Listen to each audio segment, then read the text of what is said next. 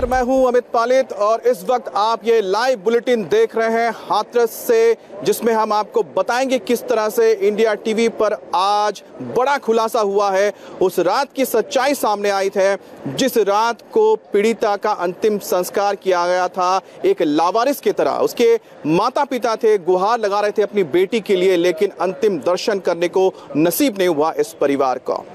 आपको बताएं कि आज जो बड़ा खुलासा हुआ है उसमें आप सुनेंगे उन पुलिस अधिकारियों को जो उस रात को मौजूद थे उस मौका वारदात पर, उस घटना की जगह पर जहां पर पीड़िता का अंतिम संस्कार हुआ था जबरन। क्राइम ब्रांच के इंस्पेक्टर संजीव शर्मा से इंडिया टीवी के संवाददाता कुमार सोनू ने एक्सक्लूसिव बातचीत की और उस रात की एक एक सच्चाई की जो परतें हैं उन्हें पानी की तरह साफ कर दिया है। तो आप सबसे पहले सुनिए कि किस तरह से उस रात को ऑर्डर्स दिए गए थे डीएम के ओर से कि इस पीड़ित का अंतिम संस्कार कर दिया जाए। हर उस सवाल का जवाब इसमें आपको मिलेगा जो लगातार देश पूछ रहा है।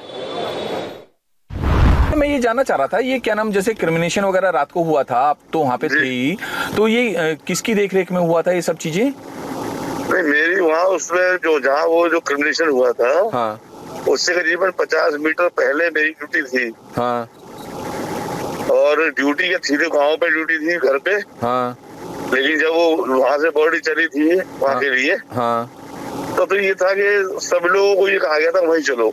हाँ, और मुझे उस पॉइंट पे लगा दिया गया था। तो आपको ये किसने कहा था कि सब लोगों को वहाँ क्रिमिनेशन ग्राउंड पे चलो? नहीं, वो तो सभी लोगों के लिए आदेश हुआ था, जैसे वहाँ खड़े हुए थे ड्यूटी पर, चलिए आप भी चलिए, आप भी चलिए, आप भी चलिए, आप भी चलिए। नहीं, मेरा मतलब किसने आदेश दिया था? आपके एसपी ने, डीएम ने, या किसी और ने? किसने कहा? जो भी काम हुआ था डीएम साहब, वैसे डीएम साहब का आदेश हुआ था। अच्छा, यानी कि जो अंतिम संस्कार रात में भी किया गया ये सब डीएम साहब का आदेश था? नहीं, वहाँ तो ये तो मुझे पता नहीं है कि वहाँ उसके घर वाले भी मौजूद थे, 2-3 लोग मौजूद थे शायद। हाँ, जो मुझे मालूम पड़ा है। हाँ, लेकिन जो वहाँ जो सर्विस अथॉरिटी थी, हाँ, वो जानते ही आप आईएएस बड़े होते हैं। हाँ, तो वो मौजूद थे वहाँ पर घर पे। नहीं, मैं वही, कप्तान साहब भी मौजूद थे, डीएम साहब भी मौजूद थे। नहीं, मैं वही पूछ रहा हूँ क्योंकि देखिए आप तो पुलिस विभाग से हैं, तो मेरा मतलब ये है कि जो क्रिमिनेशन का आदेश हुआ रात में वो डीएम साहब का था या आपके कप्तान साहब का था? वहाँ तो ये था कि चलो चलिए वहाँ से। अब स्पष्ट रिटर्न ऑर्डर था नहीं मेरे पास इस चीज का। नहीं, वैसे क्योंकि भाई आप तो बहुत सीनियर अधिकारी हैं और सेंसिबल अधिकारी हैं, तो और क्राइम ब्रांच में भी हैं, तो भाई आप ऐसे तो है नहीं कि भाई भेड़ चाल में कोई भी चला जाएगा। मैं वही पूछ रहा हूँ। मेरा मानना तो ये इन्वॉल्व कोई अगर रिटर्न ऑर्डर हो या ना हो, हाँ, समझ ऑर्डर जो है वो जिले में जो कभी कोई ऑर्डर होता है तो डीएम साहब के आदेश माने जाते हैं। अच्छा, यानी डीएम साहब के आदेश पे रात में क्रिमिनेशन हुआ था? हाँ, यही मानना पड़ेगा। क्या बोलते हैं, जो ये आपको ये जो पूरी स्थिति वगैरह भी बिगड़ी है, पुलिस वालों का सस्पेंशन भी हुआ, आईपीएस एसोसिएशन ने तो सवाल भी उठाए हैं उस पे, आपको लगता है कि ये सही हुआ, ये गलत हुआ? नहीं, ये तो हमेशा ये तो हमारी आदत पड़ गई है कि हमें कटना है। हम इंस्पेक्टर बने हैं तो हमें एक दिन जो है ये सामना करना पड़ेगा, 2 बार या 3 बार तो करना ही पड़ता है कम से कम। अच्छा, ये तो आदत में हमारी पुलिस में आ ही गया है। नहीं, ऐसा क्यों? फिर हम जानते हैं कि वो खल्लड़ में सिर दिया तो मूसल से कटना, कहावत है। तो आपको नहीं लगता जिला प्रशासन पर कार्रवाई होनी चाहिए थी? भाई आप लोग तो पुलिस वाले हैं, जो आदेश मिला वो इम्प्लीमेंट करते हैं। हम भाई से कुछ बोल नहीं सकते, समस्या ये है इस देश में गाय और भैंस ही काटे जाते जो बोल नहीं सकते, मजबूरी हम लोग को ये बोल नहीं सकते, समस्या ये है। इसीलिए मैंने कहा था उसमें कि मैं कोतवाल तो हो सकता हूँ पर मैं बोल नहीं सकता। हाँ, वो मैंने आपका सुना था, वो रात में वीडियो भी जो सामने आया था, आपने कहा भैया हमारी तो जिम्मेदारी लॉ एंड ऑर्डर। बाकी विडम्बना भाई साहब ये है, मैं परिचित नहीं हूँ आपसे, आप रिपोर्टर हैं, भाई हार्ड बात कर रहा हूँ। मेरा कहना ये है कि ये तमाशा क्या होता है, अगर ये हकीकत मालूम है पुलिस को, मुझे लोकल पुलिस सब जानती है। हाँ, ऐसा कोई ये सेक्टर जो बांटे जाते हैं, थाना जो बनाया गया अंग्रेजी जमाने से, हाँ, वो इसलिए बनाया गया है कि आपको गली मोहल्ले की, चौक चौबारे की, घर घर की मालूम होती है कि घर में क्या चल रहा है। हाँ, और ये सब पुलिस को मालूम था। यानी राजनीति का शिकार हो गए जो सस्पेंड हुए हैं पुलिस वाले? टोटल तो सारे सस्पेंड हुए हैं जो राजनीति की वजह से हुए? बस मेरा मानना तो यही है। अच्छा। अरे उस हेड मॉडल का बेचारे क्या गलती बेचारे की उसकी? हाँ, उस महिला कांस्टेबल क्या गलती है? हाँ, कप्तान साहब बेचारे बोल नहीं रहे, नए आए हुए थे, 1-1.5 महीना हुआ, अभी क्या गलती है? हाँ, जब आप मानते हैं कि लोक सेवा आयोग में सबसे पहले जो मेरिट होती है आईएएस की होती है। जिले में जब भी कोई सीरियस क्राइम होता है, कोई लॉ एंड ऑर्डर में होता है, तो डीएम के ही ऑर्डर फॉलो किए जाते सारे। हाँ। तो फिर कप्तान क्यों? तो आपको लगता है कि डीएम साहब पे कार्रवाई होनी चाहिए थी पहले? तो नहीं, बात मैं कार्रवाई कह रहा हूँ, मैं तो ये कह रहा हूँ जिम्मेदारी डीएम की है। कार्रवाई हुई क्यों? तो आज आप इंडिया टीवी पर सुन रहे हैं वो गवाही जो दे रहे हैं वो तमाम पुलिस वाले जिन्हें हाथरस केस में लापरवाही के चलते सस्पेंड कर दिया गया है। अभी आप सुन रहे थे हाथरस पुलिस के क्राइम ब्रांच के इंस्पेक्टर संजीव शर्मा की वो गवाही, जिसमें वो यहाँ के डीएम को कटघरे में खड़ा कर रहे हैं। कुछ इसी तरह से हमारे संवाददाता कुमार सोनू ने बात की एक और पुलिस अधिकारी से जो सस्पेंड हुए हैं इस मामले में, वो है एसएचओ दिनेश वर्मा। दिनेश वर्मा उस रात के बारे में क्या कह रहे हैं, इस एक्सक्लूसिव बातचीत में आप सुनिए। हेलो दिनेश जी। दिनेश जी, कुमार सोनू बात कर रहा हूँ, रिपोर्टर इंडिया टीवी से। आपसे बात हुई थी ना उस दिन जब आप पुलिस लाइन में थे एडीजी साहब के पास। दिनेश जी, आपसे मुलाकात करनी हो तो कैसे मिल पाऊंगा? अभी जल्दी बहुत व्यस्त हो गई थोड़ा। कहाँ, हाथरस में हैं आप या अलीगढ़ में हैं? हाँ बताओ, मुझे कोई कहीं बुला ले रहा, कोई कहीं। अच्छा, वैसे दिनेश जी मैं एक बात जानना चाह रहा था कि जो ये क्रिमिनेशन का था आधी रात का फैसला, ये था किसका हकीकत में? क्या ये क्रिमिनेशन का फैसला जो है वो आधी रात में किसका था? जो मुझे दंडित किया गया तो मैं ही मान रहा हूँ अपनी, और क्या बताऊं? नहीं, आप तो अपनी मान रहे हैं, लेकिन आपके ऊपर भी तो उच्च अधिकारी हैं या कुछ और जिला प्रशासन, कहीं तो आपको लगता होगा ना, आपका एक निजी विचार भी तो होगा ना कि भाई इनकी भी लापरवाही, अगर ऐसा नहीं हुआ होता तो शायद ये सब चीजें नहीं होती। ऐसा जाएगा तो विस्फोट तरह रहेगा। हम तो अपने साथ एक एक्सीडेंटल घटना मानते हैं। हाँ। मेरा इंटेंशन किसी का था नहीं, सही था, सब कुछ सही चल रहा था। नहीं, जैसे पीड़िता भी वहाँ पे पुलिस स्टेशन में वो चबूतरे पे लेटी हुई थी, तो वहाँ पर आप भी वीडियो में दिख रहे हैं, और हाँ, गया था, मैंने बात की थी उससे, मीडिया वाले भी थे हमारे। कितनी देर चबूतरे पे लेटी रही वो?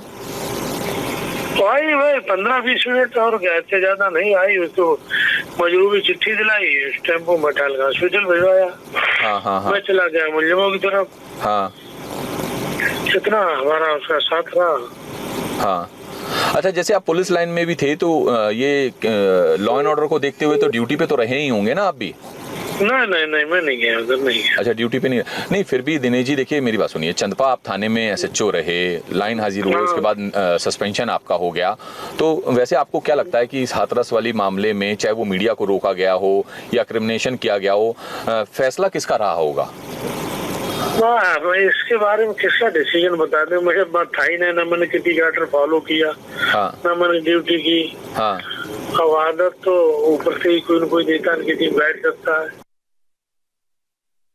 तो जैसे अब आपका निलंबन हुआ है तो आप मानते हैं कि आपकी गलती थी फिर? अब देखिए, कहीं न कहीं हमारी नेग्लिजेंसी रही, जिससे हमारे शासन को, हमको, हमारे अधिकारियों को झेलना पड़ा। तो आपको क्या लगता है आपकी क्या गलती रही? हमारी गलती ये रही कि हमको उस लड़की के साथ अलीगढ़ नहीं भेजा मैंने किसी को। हाँ। तो परिवारजनों ने ही मना कर दिया तो वो लौट आए। हाँ। कितनी नेग्लिजेंसी ठहराई हमारे अधिकारियों ने मुझे। अच्छा, शुरुआत में जब लड़की आपके पास पुलिस स्टेशन आई तो उसके बाद से अस्पताल जाने तक आपको क्या लगता है कि कहाँ कोई कमी रही? अगर वो कमी नहीं रहती तो शायद इतना बड़ा मामला नहीं होता। नहीं, ऐसी कमी तो कहीं नहीं रही। हाँ। और सब सही रहा, वहाँ एडमिट भी हो गई, अलीगढ़ में एडमिट सही हुई। हाँ। तो अलीगढ़ ले जाने में आप लोगों ने देरी कर दी, आपको लगता है? नहीं, मैं देरी तो मेरा तो औचित्य यहीं तक बनता है ना, हमारे जिला हॉस्पिटल। वही तो मैं पूछ रहा हूँ ना कि आखिर क्या गलती ऐसी रह गई जो आपका सस्पेंशन हो गया? किसी मान लिया उन्होंने कि तुम नहीं गए साथ में और तुमने भेजा नहीं। अच्छा, अलीगढ़। अलीगढ़। ओके, यानी कि अगर आप अलीगढ़ चले जाते या पुलिस की टीम पीड़िता के साथ अलीगढ़ चली जाती तो शायद गलती नहीं होती इतनी। तो आपको नहीं लगता सर कि जिला प्रशासन की भी कोई गलती रही हो या डिस्ट्रिक्ट मजिस्ट्रेट के लेवल पे, डीएम साहब के लेवल पे कोई गलती रही हो? हम कैसे किसको दोषी ठहरा दूं? नहीं सर, आप दोषी ठहराना तो कोर्ट का काम है, लेकिन मैं आपका मत जानना चाह रहा हूँ कि आपको नहीं लगता कि उधर से भी कुछ गलतियां रही हैं? नहीं, जो भी व्यक्ति जिस सीट पर बैठा वो अपना हिसाब से तो काम कर ही रहा कुछ न कुछ। हाँ, नहीं जैसे डीएम साहब के वीडियोस वायरल हुए परिवार को धमकाने के, दबाव बनाने। वो देखिए सब हमारे आने के बाद की बातें है, हमारे वहाँ प्रेजेंटी की बातें नहीं है। हाँ। तो एलिगेशन तो कोई जैसा भी लगा दे किसी पे। हाँ। हर आदमी स्वतंत्र है। नहीं सर, कुछ तो बोलिए ना। आपके साथ सस्पेंशन हो गया, हालांकि आईपीएस एसोसिएशन ने भी जो है पुलिस के सस्पेंशन पे सवाल उठाए हैं। अब लगा उनको कुछ हमारे लोगों के साथ अनर्थ हो रहा, क्योंकि हम तो देखिए अगर स्टेशन अफसर है, हम नहीं और कोई भी वहाँ बैठा हो, हाँ। अगर उसको तहरीर मिलती है वो लायबिलिटी उसकी बनती है मुकदमा लिखने की। हाँ। तत्काल। हाँ। तो मैंने वही काम किया, तत्काल तहरीर मिली, तत्काल मैंने उन्हीं सेक्शन में अभियोग पंजीकृत कर दिया। तो इस हिसाब से आप कहना चाह रहे हैं कि आपके साथ अन्याय हुआ? अब हम कैसे मान लूं? सर आप कुछ तो बोलेंगे ना भाई। देखिए आपको जो है पहले आपका लाइन हाजिर हुआ, फिर उसके बाद आपका सस्पेंशन हुआ, तो आप या तो ये बताइए कि आप जो है, या तो आप ये कहिए कि आप दोषी हैं, या आप ये कहिए कि हमारे साथ गलत हुआ, जो हमने किया वो सही किया अपने लेवल पे। कैसे मान लें? हमारे अधिकारी बड़े हमसे विवेक बुद्धि वाले हैं, उन्होंने कुछ न कुछ गलती पकड़ी होगी। यानी अभी आप ये मानते हैं कि आपके साथ गलत हुआ? हाँ, अब ये फौरी तौर से मानते हैं ये हुआ। अच्छा। लेकिन जांच में हम निर्दोष भी हो सकते हैं, ऐसी बात नहीं है। नहीं सर, कुछ तो बोलिए ना। आपके साथ आपने सुना कि किस तरह से इस शख्स ने बताया कि उनके ऊपर जो आदेश आए थे उसके हिसाब से उन्होंने काम किया है। लेकिन आपको बता दूं कि जिस वक्त जहां पर मैं खड़ा हूं ये वही थाना है, जहां चंदपा थाना, जहां पर सबसे पहले पीड़िता को लाया गया था और जिस पुलिस वाले ने, जिस एसएसआई जगवीर ने उन्हें अटेंड किया था, उनसे उनको देखा था, उनसे बात की थी, उनसे भी बात की है हमारे रिपोर्टर कुमार सोनू ने। उसमें उन्होंने क्या बातें कही हैं उस दिन की, जो दिन बेहद अहम था, 14 सितंबर। मैं ये जानना चाह रहा था कि आप लोगों का सस्पेंशन क्यों हुआ? आपको लगता है कि आपकी गलती थी कोई? हमारा सस्पेंशन में स्वाद तक गया है, लड़की आई, हमने डॉक्टर को भेज दी। हाँ। सरकारी जीप से क्यों नहीं भेजी? एक तो ये आरोप लगाया है। अच्छा। दूसरा, जीडी में महिला कांस्टेबल रवानी क्यों नहीं की? क्या चीज? दूसरा, महिला कांस्टेबल जीडी में रवानी नहीं की आपने?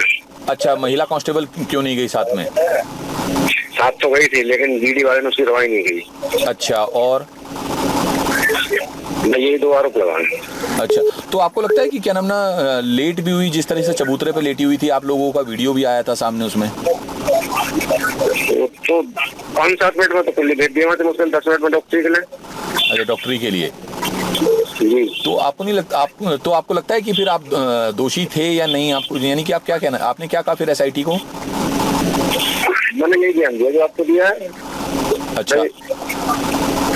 हम थाने में मौजूद थे दोनों। हाँ। 3 लोग आए, एक लड़की चबूतरा पे लेटी थी, उसके पास हम आए। हाँ। कहाँ से आए? मैंने भूलगढ़ी से। क्या बात हो गई कि हमारी लड़की को मारा पीटा है ठाकुर लड़के ने। हाँ। उसके गले पर निशान थे लाल लाल। हाँ। और तुरंत चिट्ठी बनवा कर डॉक्टरी में लेती है बस। अच्छा। उसके बाद में रवानगी हुई जेल के लिए। तो फिर आपका सस्पेंशन क्यों हुआ? ये तो बेटे भी क्या कह सकते हैं, जांच चालू है, क्यों दिया क्यों ये दिया। तो आपको लगता है कि आला अधिकारियों की या जिला प्रशासन की या डीएम की भी लापरवाही रही इसमें? हम कैसे कहें? आप तो हाथरस में चंदपा थाने में उस वक्त थे और आपके सामने का मामला था, हालांकि बाद में आपका ट्रांसफर हो गया, लेकिन आपको लगता है कि क्या नाम? मेरे सामने का इतना ही मामला है, बस लड़की आई और डॉक्टर गई, इसके बाद तो मैं चला गया दूसरे जगह। अच्छा। और मेरे सामने कोई मामला नहीं। अच्छा, तो आपको लगता है कि भाई आला अधिकारियों की भी कोई? लड़की आई, लड़की को देखा तो उसके गले पर निशान थे। हाँ। मुंशी को बुलाया, कितनी मीटिंग बनाई और महिला कांस्टेबल के साथ डॉक्टरी करने भेज दिया। हाँ। बस। अच्छा। मौजूद रहा हूँ थाने में।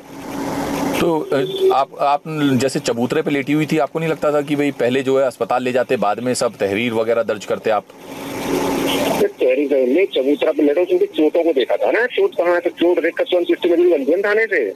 अच्छा। तो हाँ, चिट्ठी मजबूर देकर तुरंत एक गार्ड और एक महिला कांस्टेबल। अच्छा, यानी कि आप ये कहना चाह रहे हैं कि चबूतरे पे लेटी हुई थी तो चोटों को देखना भी जरूरी था? हाँ वो तो देखना था, कहाँ चोट लगी है, कहाँ से आया वो तो नाम पता नोट होता है ना। तो आपने सुना किस तरह से जो एसएसआई जगवीर है जिक्र कर रहे थे कि जिस चबूतरे पर सबसे पहले पीड़िता को रखा गया था उसी चबूतरा पर हम खड़े हैं, उसी चबूतरे को आपको दिखाते हैं। यही वो जगह है जहां पर उस पीड़िता को सबसे पहले लाया गया था और यहीं से इस पूरे कहानी की और लापरवाही के एक सिलसिले की शुरुआत होती है। लेकिन कुमार सोनू ने जब बात की तो उस दिन के घटनाक्रम को जिस तरह से पूरी तरह से हमने आपके सामने रखा है तो कई सवालों के जवाब मिल गए हैं। कुमार, ये बताइए कि जब आपने एसएसआई जगवीर के साथ बातचीत की थी उस दौरान उन्होंने जिक्र किया कि वो लड़की क्या बयान दे रही थी, क्या कह रही थी, आखिरकार क्या हुआ था उसके साथ? देखिए, बयान को लेकर तो बात नहीं हुई, लेकिन जो एसआई जो सब इंस्पेक्टर जगवीर सिंह है उनका साफ ये कहना था कि चबूतरे पर लेटी हुई थी लड़की और क्योंकि उसको चोटें लगी हुई थी तो मैंने जब उनसे कहा कि जब चोट लगी हुई थी, गंभीर चोटें थी, तो सबसे पहले उसे अस्पताल क्यों नहीं ले जाया गया। तो उनका ये कहना था कि पहले तहरीर लिखी जाती है, चोटों का जिक्र उसमें होता है, उसके बाद ही अस्पताल में इलाज होता है। तो ये बड़ा एक गंभीर मसला है कि वहाँ पर काफ़ी देर लड़की चबूतरे में, पुलिस स्टेशन के कंपाउंड में जो चबूतरा बना हुआ है वहाँ पर वो लेटी रही और उसके बाद वहाँ पुलिस वाले उसकी सुनते रहे, लिखते रहे और वहाँ वीडियो बनाते रहे। और उसके बाद वो 11:35 पर जो कि जिला अस्पताल की एंट्री रजिस्टर में एंट्री है, 11:35 पर वो वहाँ पहुंची और 12:10 पर वहाँ से उसे अलीगढ़ के जेएन मेडिकल कॉलेज के लिए रेफर कर दिया गया। तो सवाल यही है, अब सिर्फ खाना पूर्ति हो रही है, लिपापोती हो रही है, पुलिस वाले अपनी जिम्मेदारी जिला अस्पताल पर थोप रहे हैं कि उधर पहले पहुंच गई थी, लेकिन एंट्री जो है 11:35 संजीव शर्मा से बात की, उन्होंने खुलकर कहा कि ऑर्डर्स हमें डीएम से मिले थे। लेकिन जो एसएचओ से जब आपने बात की, जो दिनेश वर्मा है, वो इसमें खुलकर नहीं कह रहे हैं। तो आपको क्या लग रहा है कि आखिरकार क्या वाकई में ऑर्डर्स डीएम से आए थे या कि कुछ और भी अधिकारी इसमें इन्वॉल्व हो सकते हैं जो उनके नीचे आते हैं, डीएम के नीचे? देखिए, दो बातें हैं इसमें। और पहली बात ये कि जब यूपी के डीजीपी और अपर मुख्य सचिव अवनीश अवस्थी, और जो यूपी के डीजीपी की बात कर रहा हूं मैं, उन्होंने एससी हितेशी अवस्थी दोनों की जब प्रेस कॉन्फ्रेंस हुई थी परसों, तो जब मैंने भी यही सवाल पूछा था उनसे कि ये जो आधी रात को जो चिता जलाने का, जो अंतिम संस्कार करने का डिसीजन था, निर्णय था, वो किस स्तर पर लिया गया था? क्या राज्य स्तर पर लिया गया था या जिले के स्तर पर लिया गया था? तो उनका साफ ये कहना था कि इस तरीके के फैसले जिला स्तर पर लिए जाते हैं, पहली बात। दूसरी बात, जब मेरी इंस्पेक्टर संजीव शर्मा से बात हुई तो उनका भी ये कहना था कि लिखित में कोई आदेश नहीं मिला था, लेकिन जो भी ये अंतिम संस्कार की प्रक्रिया की गई वो डीएम साहब के आदेश के बाद की गई, क्योंकि ऐसे मामलों में डीएम साहब के हाथ में कमान होती है, बड़ा मामला है और जिले के लॉ एंड ऑर्डर का सवाल है। तो ऐसे में कप्तान साहब की नहीं उसमें ज़्यादा होती भूमिका, जितनी भूमिका डीएम की होती है। लेकिन डीएम पर अभी तक कार्रवाई नहीं, ये सबसे बड़ा आश्चर्य है इस वक्त में। आपका ये कहना है कि जिस तरह से आपने इन तमाम खुलासे को सामने रखा है, आपने बात करके कई सवालों के जवाब निकाले हैं, तो सबसे महत्वपूर्ण ये होता है कि जो क्राइम ब्रांच के इंस्पेक्टर हैं वो कहते हैं कि जो सारे ऑर्डर्स थे वो डीएम के थे और डीएम खुद वहां पर मौजूद थे। जो दूसरे यहाँ पर एसएचओ जो थे वो ये बताते हैं कि उस दौरान जो भी हो रहा था उसके पीछे भी उनके अधिकारी थे जो बता रहे थे, लेकिन उनसे भी कहीं ना कहीं कोई लापरवाही हुई है। सबसे बड़ी लापरवाही उन्होंने ये मानी है कि उनके ओर से कोई भी पुलिस वाला अलीगढ़ नहीं गया था। लेकिन आपको बताएं कि एक और बड़ी खबर आ रही है। वो खबर है कि एम्स से जो रिपोर्ट आई है सुशांत के केस में, उस पर परिवार ने सवाल खड़ा किया है। ये बड़ी खबर, इस पर ब्रेक के बाद आपको बताएंगे।